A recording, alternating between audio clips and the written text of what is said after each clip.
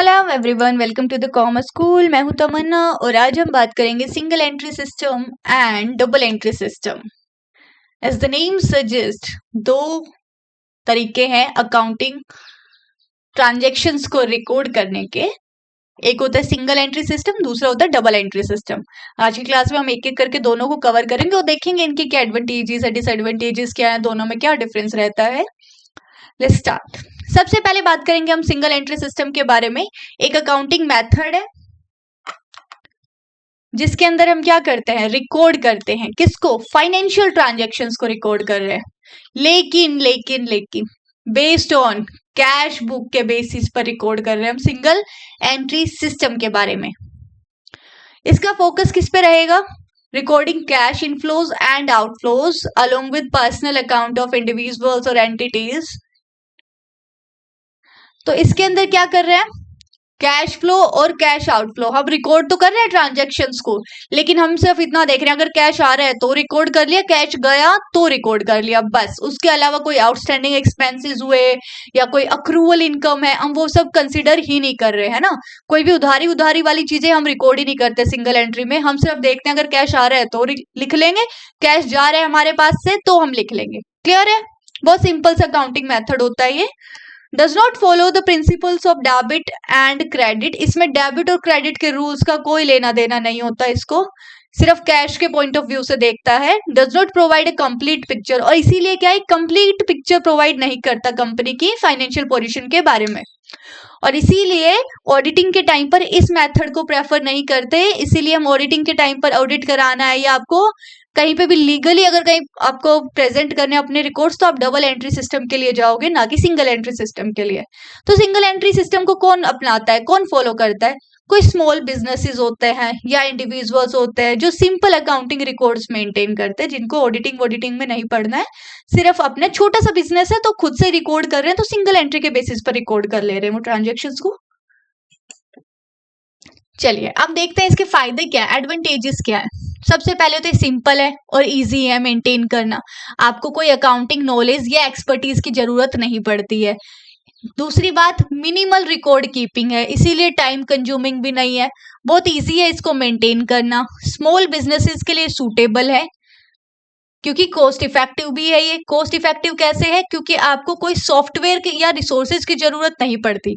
आप एक नोटबुक में लिखते रहते हो आज कितना पैसा आया, कितना गया, और बहुत इजी है इसको समझना। किसी ने अगर इसके अकॉर्डिंग अपने अकाउंट्स मेंटेन किए हैं तो कोई भी इंसान आराम से उसके अकाउंट्स को पढ़ सकता है।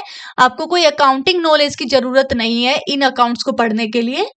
और क्योंकि सिंपली आपको सिर्फ ट्रांजेक्शन्स इसीलिए रिकॉर्ड कर रहे हो ना, आपकी कैश आ रहा है या जा रहा है, तो आपको ट्रेनिंग की जरूरत भी नहीं है इसको फॉलो करने के लिए। सिंगल एंट्री के बेसिस पर ट्रांजेक्शन्स रिकॉर्ड करने के लिए आपको कोई ट्रेनिंग की जरूरत नहीं पड़ेगी, कोई भी लेमैन भी इसको यूज कर सकता है।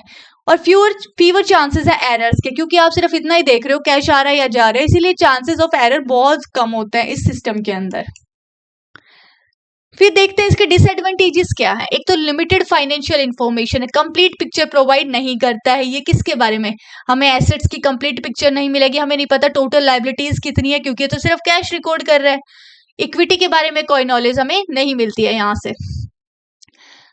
Enable to provide detailed reports, जैसे कि ट्रायल बैलेंस नहीं बना सकते इसके बेसिस पर, इसके बेसिस पर बैलेंस शीट भी नहीं बनती है सिंगल सिस्टम में। क्लियर है? Not in compliance with generally accepted accounting principle, जिसे हम बोलते हैं गैप। इसके ऊपर हम एक क्लास अलग से कर चुके हैं कि गैप क्या होता है। क्लियर है?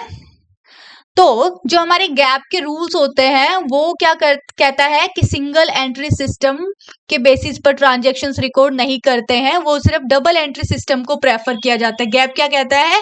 आप डबल एंट्री सिस्टम को ही फॉलो करेंगे। Difficult to track complex transactions को, कोई भी मुश्किल अगर ट्रांजैक्शन है उसको ट्रैक करना ऑलमोस्ट इम्पॉसिबल है इस सिस्टम के अंदर। जैसे कि डेप्रिसिएशन से रिलेटेड कोई इन्फॉर्मेशन चाहिए, अब ये डेप्रिसिएशन को रिकॉर्ड ही नहीं करता। क्यों? डेप्रिसिएशन के लिए कोई कैश जाता है आपके पास से? नहीं जा रहा है ना, तो कैश जाता है, डेप्रिसिएशन लगाते हो तो ना कैश जा रहा है ना आ रहा है, तो इसीलिए डेप्रिसिएशन को रिकॉर्ड ही नहीं करेगा। और अगर ये डेप्रिसिएशन को रिकॉर्ड ही नहीं कर रहा तो आपको पता ही नहीं होगा कि इस साल आपके एसेट्स पर कितना डेप्रिसिएशन लगा है। उसके बाद इनएडिक्वेट for businesses requiring audit, audit के टाइम पर इस सिस्टम को प्रेफर नहीं किया जाएगा। तो आपको ऑडिटिंग में बहुत इश्यूज आएंगे सिंगल एंट्री सिस्टम अगर आप फॉलो कर रहे हैं तो। Limited ability to detect errors, errors को डिटेक्ट करने की एबिलिटी बहुत लिमिटेड है क्योंकि हम ट्रायल बैलेंस या बैलेंस शीट तो बनाते ही नहीं है, तो हमें पता ही नहीं चलेगा बाद में कि हमारे जो भी रिकॉर्ड्स हैं वो एक दूसरे के साथ मैच हो रहे हैं कि नहीं हो रहे। डबल एंट्री सिस्टम पर आ जाते हैं। डबल एंट्री नेम सजेस्ट करता है क्या, 2 बार एंट्री हो रही है, यानी कि हर एक डेबिट के लिए इक्वल क्रेडिट होगा। अगर कोई एक ट्रांजैक्शन डेबिट हो रही है तो कहीं ना कहीं दूसरा कोई एक ट्रांजैक्शन वो एक अकाउंट को डेबिट कर रही है तो कहीं ना कहीं किसी और अकाउंट को क्रेडिट कर रही होगी सेम अमाउंट के साथ, यानी कि डेबिट में जितना अमाउंट आएगा क्रेडिट में भी उतना ही अमाउंट रिकॉर्ड करेगी वो ट्रांजैक्शन।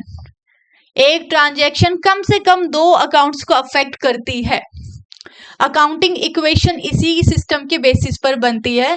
अकाउंटिंग सिस्टम क्या कहता है, तो जो हमारे अकाउंटिंग सिस्टम वाला मेथड है वो क्या करता है, अकाउंटिंग इक्वेशन कैसे बनती है आपकी, एसेट्स कैसे निकलते हैं, assets equal to liabilities plus capital, या आप इक्विटी भी बोल सकते हो। डबल एंट्री सिस्टम क्या कहता है, अगर कोई एक ट्रांजैक्शन किसी एक अकाउंट में डेबिट कर रही है तो वही ट्रांजैक्शन कहीं ना कहीं किसी और अकाउंट को क्रेडिट भी करेगी at the same time. Clear है? तो डबल एंट्री सिस्टम क्या करता है, अकाउंटिंग मेथड है जो रिकॉर्ड करता है फाइनेंशियल ट्रांजैक्शंस को, लेकिन डेबिट एंड क्रेडिट के रूल्स के बेसिस पर। हर ट्रांजैक्शन का इक्वल डेबिट और क्रेडिट होगा। ये सिस्टम एक कॉम्प्रिहेंसिव, एक क्लियर पिक्चर देगा कंपनी की फाइनेंशियल पोजीशन के बारे में, आपको कंप्लीट इंफॉर्मेशन प्रोवाइड करेगा। अब आ जाते हैं इसके एडवांटेजेस पर। इसके क्या फायदे हैं, एक तो कंप्लीट और एक्यूरेट फाइनेंशियल पिक्चर रहेगी बिजनेस की। फाइनेंशियल स्टेटमेंट्स प्रिपेयर करने में हेल्प करता है, जैसे आप ट्रायल बैलेंस बनाते हो, बैलेंस शीट बनाओगे, इनकम स्टेटमेंट बनाओगे, अगर आपको ये सब बनाना है तो आपको डबल एंट्री सिस्टम को ही फॉलो करना पड़ेगा। इजी रहता है कॉम्प्लेक्स ट्रांजैक्शंस को ट्रैक करने में, जैसे डेप्रिसिएशन से रिलेटेड इंफॉर्मेशन आपको इजीली मिल जाएगी यहाँ पे। गैप और अकाउंटिंग स्टैंडर्ड्स को फॉलो करता है ये सिस्टम। यहाँ पे एरर्स को आइडेंटिफाई करना बहुत इजी है क्योंकि आप ट्रायल बैलेंस बनाओगे तो अगर कोई एरर होगा तो आप यहाँ पे डिटेक्ट कर पाओगे। बिजनेस को इन्फॉर्म डिसीजंस लेने में हेल्प करता है। उसके अलावा फाइनेंशियल एनालिसिस, बजटिंग और फोरकास्टिंग बहुत इजी हो जाती है डबल एंट्री सिस्टम में। अब बात कर लेते हैं इसके डिसएडवांटेजेस के बारे में। क्या है, एक तो ये बहुत कॉम्प्लेक्स होता है, बहुत टाइम कंज्यूमिंग है। उसके अलावा आपके पास एक अकाउंटिंग सॉफ्टवेयर की नॉलेज होना कंपलसरी हो जाता है। ज्यादा अकाउंटिंग नॉलेज की जरूरत पड़ती है in comparison to single entry system. उसके अलावा ट्रायल बैलेंस को बनाना बहुत टाइम कंज्यूमिंग हो जाता है लार्ज बिजनेसेस के लिए। नेक्स्ट है errors in recording business transaction. अगर आपने रिकॉर्डिंग के टाइम पर कोई एरर कर दिया है तो आपके डेबिट और क्रेडिट की एंट्रीज में भी एरर आ जाएगा। उसके अलावा एम्प्लॉयज को इस सिस्टम को के अकॉर्डिंग अगर ट्रांजैक्शंस रिकॉर्ड करनी है तो उन्हें एडिशनल ट्रेनिंग की जरूरत पड़ सकती है। अगर आपने इनकरेक्ट एंट्रीज कर दी है तो उनको डिटेक्ट करना बहुत मुश्किल हो जाता है। मान लीजिए कोई गलती से आपने कोई ट्रांजैक्शन रिकॉर्ड कर दी और सेम उस ट्रांजैक्शन से डेबिट और क्रेडिट सही कर दिया है, डेबिट जितना किया था उतना ही क्रेडिट कर दिया है, तो उसको डिटेक्ट करना ऑलमोस्ट इम्पॉसिबल हो जाएगा आपके लिए। फाइनेंशियल स्टेटमेंट्स बहुत ज्यादा डिटेल्ड हो जाती है और बहुत डिटेल्ड है, इसीलिए बहुत कॉम्प्लेक्स और टाइम कंज्यूमिंग है। अब देखते हैं दोनों में फर्क क्या है, दोनों सिस्टम में डिफरेंस देख लेते हैं, एक साथ कंपेयर करते हैं। आपको पता है सिंगल एंट्री सिस्टम के अंदर हम क्या कर रहे हैं, कैश बुक के बेसिस पर बना रहे हैं। डबल एंट्री सिस्टम किसके ऊपर बेस्ड करता है, principles of debit and credit.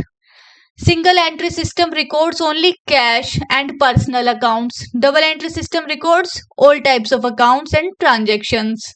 Single entry system is less reliable, कम यकीन कर, ज्यादा ट्रस्टवर्दी सिस्टम नहीं है सिंगल, जबकि डबल एंट्री सिस्टम ज्यादा एक्यूरेट है।